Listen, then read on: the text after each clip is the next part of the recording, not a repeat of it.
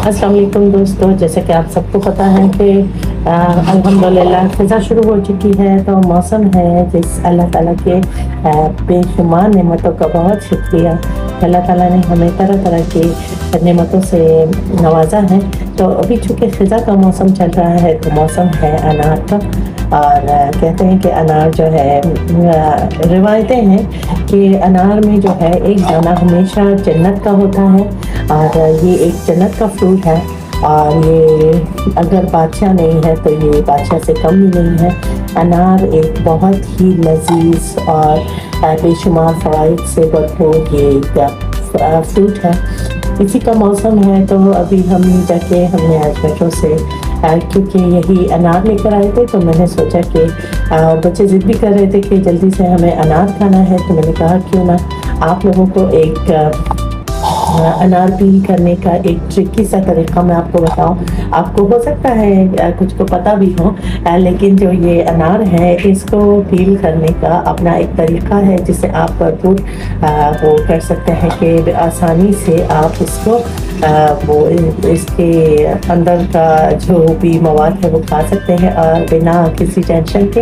इसमें कुछ ट्रिक्स हैं जो मैं आपको बताऊंगी। सबसे पहले तो अनार चूज़ करने का ट्रिक ये है दोस्तों कि अनार जब आप लें तो आप देखें कि इस पे कोई भी काला दाग ना हो।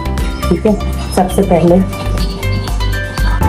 अनार जब इस पे दाग होगा, जैसे कि बड़े दाग जो ब्लैक कलर में होते हैं, अभी ये भी हमने ट्रायल के लिए लिया है कि आया मेट्रो के जो अनार है वो सही है लेने के लिए या नहीं। तो दोस्तों मैं बता रही थी आप लोगों को कि अनार जो है उस पर काला दाग ना हो। और देखिएगा बेस्ट अनार की खासियत ये होती है कि जो उसका स्किन होता है ये थोड़ा सा ऐसे जब ड्राई सा हो ना तो फील होता है कि जब ऐसे मोटा सा हो तो वो ना लें, क्योंकि उसमें जो है अनार कम भी होंगे और उनके अनार अच्छे भी नहीं होंगे। जबकि अनार जिसकी स्किन थोड़ी सी हार्ड हो और थोड़ा सा अंदर से ऐसे महसूस हो कि पोमेग्रेनेट इसके अंदर है तो बस फिर वही अनार बेस्ट है। तो चले देखते हैं। और कुछ लोग कहते हैं कि अनार किस्मत पर डिपेंड करता है कि सामने वाले की किस्मत कैसी है। तो चले फिर अनार को बगैर उसके पील करेंगे। और एक जो चीज़ मैं आपको मेंशन करूं कि आज मैंने ग्लव्स पहने हैं, इसकी वजह ये है कि इस अनार के अंदर कुछ लोगों के साथ ये मसला है और मेरे साथ तो बिल्कुल ये मसला है कि अनार जब हम पील करते हैं तो उसका जो जूस है वो आपके हाथों को ब्लैक कर देता है। तो वो उससे बचने के लिए मैंने ग्लव्स पहने हैं। तो अगर आपके पास ग्लव्स ना हो तो आप शॉपर भी चढ़ा सकते हैं हाथों पे, क्योंकि हमें अपना भी बहुत ख्याल रखना है क्योंकि वी आर इम्पॉर्टेंट। तो हमें पहले सेल्फ केयर करना चाहिए ताकि हम दूसरों का ख्याल रख सके। और ख़ूबसूरती तो वैसे भी इंसान के लिए एक ज़रूरी चीज़ है। और एक जो ये जो अनार का कालापन है ये बहुत ही मुश्किल से जाता है, तो इसीलिए मैंने ग्लव्स पहने हैं। आप भी कोशिश कीजिएगा अपने स्किन का ख्याल रखिए और देखिएगा कि आप लोगों को ये स्कार्फ का जो स्किन है वो इससे डैमेज ना हो। तो दोस्तों ये देखिएगा आप, मैं इस तरह करके ये जो इसका ये वाला पोर्शन है सबसे पहले मैं इसको काटूंगी, ये देखिए। और इसी को हम डीप कट करके इसको पहले निकाल लेंगे, फिर इसका दूसरा जो मरहला है वो मैं आपको बताऊंगी। देखते हैं कि हमारा यह अनार किस तरह का है। जो हमने हमारी जो वो रेमेडीज़ हैं वो तो हमने ट्राई किए। Wow, yes it's good. तो दोस्तों हमारा अनार तो अभी से तो बाहर से अच्छा लग रहा है, देखते हैं अंदर से कैसा है। अच्छा, इसकी जो कटिंग है ना ये बहुत सिंपल है। आपने ये जो पोर्शंस आपको वाइट नज़र आ रहे हैं ना, आपने इन पोर्शंस को कट करना है। यही से जो है अनार के पर्दे हैं और यही से डिवीज़न होगी। आप देखिए यही से हम कट करेंगे और मैं आपको साथ साथ दिखाती भी जाऊंगी। ये जितने भी आपको पर्दे नज़र आ रहे हैं ना इस तरह में, आपने इसी तरह करके इसको कट करना है।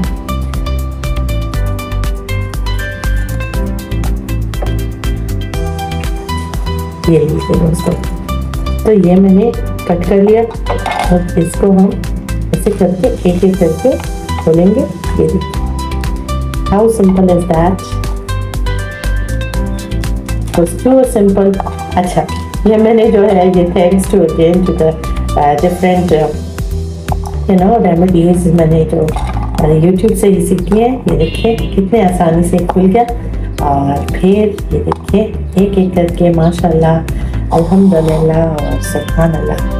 अल्लाह ताला की ये नेमतों का जितना भी शुक्रिया अदा कर सके हम कम है। पाक परवरदिगारा, हम तुम्हारे एक भी हम नेमत का शुक्रिया अदा करने के कासिर हैं, एक भी अदा नहीं कर सकते। अल्लाह पाक ने हमें कितनी खूबसूरत चीज़ों से, कितनी हसीन चीज़ों से नवाजा है, चाहे वो हमारी आँख हो, हमारे नाक हो, हमारा मुंह हो, हमारे जो ये सांस है, जो हमारा ये क्या कह सकते हैं, अपनी बॉडी की तरफ भी इंसान अगर देखे ना, जो मोजज़ात हमारे साथ अल्लाह पाक ने किए हैं, मैं तो कहती हूँ कि उन्हीं का हम अदा नहीं कर सकते शुक्र।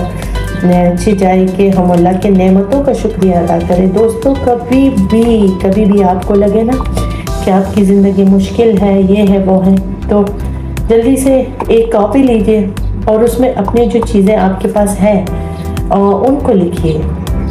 Points of being thankful for being thankful to Allah, फिर नोट कीजिए।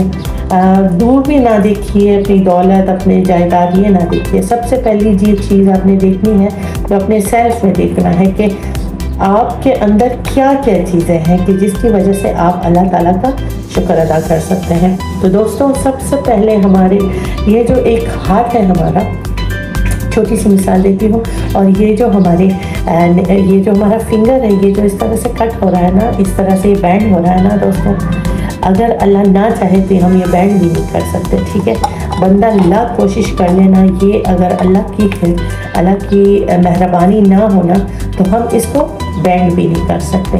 और इसी तरह इसके अलावा एक कहते हैं, एक कहावत है कि एक बंदा था बहुत अमीर, और ये एक हकीकी वाक़या है कि एक इंसान था, वो बहुत ज़्यादा अमीर था, इतना अमीर था कि वो जो चाहता वो ख़रीद सकता था। तो अल्लाह ताला ने उसको बेशुमार नेमतों से नवाजा था, और चूँकि इंसान मुकम्मल नहीं होता तो उसको अल्लाह ताला ने सभी कुछ देकर उससे एक चीज़ ली थी, उससे ये थी कि वो अपनी पलकें, जो हमारे आइज़ है, वो अपनी पलकों को अपनी मर्ज़ी से झपका नहीं सकता था, और वो अपनी पलकें अपनी मर्ज़ी से खोल नहीं सकता था। हमें नहीं पता। देखिए दोस्तों, पलकें झपकाना कहते हैं सबसे आसान काम होता है, पलक झपकते हो जाता है ना दोस्तों। सबसे तेज़ काम, सबसे जल्दी काम ये होता है, और न जाने दिन में हम कितनी हज़ार या लाखों बार अपनी पलकें झपकाते हैं, और हमें महसूस भी नहीं होता कि ये पलकें झपकाना कितना अहम है, और ये कितनी एक मामूली तरीन चीज़ नज़र आती है हमारे नज़दीक। लेकिन दोस्तों, इस अमीर तरीन शख्स के पास अल्लाह ताला ने उसको सभी कुछ अता किया था, लेकिन उसको आहिस्ता आहिस्ता एक ऐसी बीमारी लगी थी कि जिसमें वो अपनी पलकें नहीं झपका सकता था। रुको जरा, सब्र करो। तो उसके लिए, क्योंकि वो बहुत अमीर था, तो दुनिया जहान के डॉक्टर से उसने कंसल्ट किया, लेकिन उसका इलाज नहीं हुआ।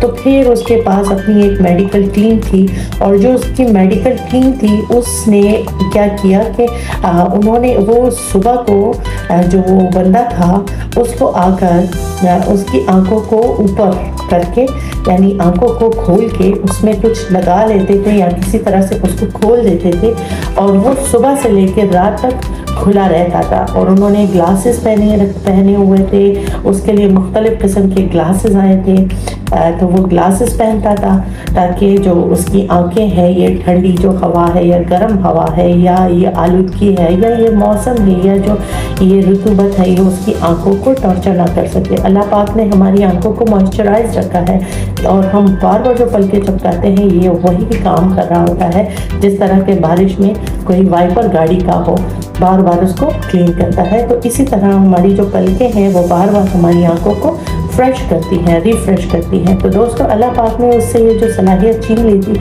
तो वो क्या डॉक्टर्स ने क्या किया था, उसकी आंखों को ऊपर वो चिपका लेते थे और फिर वो पूरा दिन ऐनक पहनता था और रात को जब रात होती थी वो डॉक्टर्स फिर से आते थे और उसकी आंखों को बंद कर देते थे और वो सुबह तक अपनी आंखें नहीं खोल सकता था। तो किसी ने उस इंसान से पूछा कि तुम बताओ, तुम जो दुनिया के इतने अमीर इंसान हो, जो कि तुम्हारे खुद के सोने के जहाज़ हैं, तुम्हारे अपने एरोप्लेन्स हैं, तुम्हारी अपनी जायदादें हैं, तुम्हारे अपने इतने बैंक बैलेंस हैं, तुम ये बताओ तुम्हारी सबसे बड़ी ख्वाहिश क्या है।